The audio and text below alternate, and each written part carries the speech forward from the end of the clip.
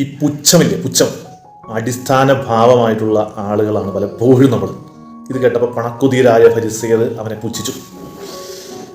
ഞാൻ പലപ്പോഴും ചിന്തിക്കാറുള്ളൊരു കാര്യമാണ്, ഞാൻ പുച്ഛിക്കാറുണ്ട് ഒത്തിരി പേര്. ഒന്നും പലപ്പോഴും പരസ്യമായിട്ട് പറയാറില്ല കേട്ടോ, അവരോട് പരസ്യമായി പറയാറില്ല. പക്ഷെ അവരെ കാണുന്ന വഴിക്ക് തന്നെ ഉള്ളിൽ കളിയാക്കും, പുച്ഛിക്കും. ഇവനൊക്കെ എന്ത് നമ്മുടെ മുമ്പിൽ എന്തോന്ന്, ഇമാതിരി പുച്ഛം നിറഞ്ഞ മനോഭാവം എൻ്റെ ഉള്ളിലുണ്ട്. ഞാനത് തുറന്ന് സമ്മതിക്കുക. ഈ മാറ്റണമെന്ന് പലപ്പോഴും ആഗ്രഹിച്ചിട്ടും അത്ര എളുപ്പത്തിൽ മാറ്റാൻ പറ്റാതെ പോകുന്ന എൻ്റെ ഉള്ളിലെ ഒരു വിചാരമാണ് ഈ പുച്ഛം എന്ന് പറയുന്നത്. ഈ പുച്ഛിക്കണ കൊണ്ട് മാത്രമല്ല, നമ്മുടെ ജീവിതത്തിലേക്ക് പല നന്മകളും കടന്നു വരണില്ല എന്ന് നമ്മളൊന്ന് തിരിച്ചറിയാം. നമ്മൾ പുച്ഛിച്ച് അവഗണിച്ച് കളയാൻ ഇവരൊക്കെ എന്ത് എന്നാണ് ചിന്തിക്കുന്നത്. അത് നമുക്ക് ഈ പുച്ഛത്തെ മാറ്റാൻ നോക്കണ്ട, പുച്ഛിക്കുന്നതിലൂടെ എനിക്ക് കിട്ടേണ്ട കുറേ നന്മകൾ കിട്ടുന്നില്ല എന്നൊന്ന് മനസ്സിലാക്കാൻ പറ്റിയ ബാക്കിയൊക്കെ തന്നെ മാറിക്കോളും.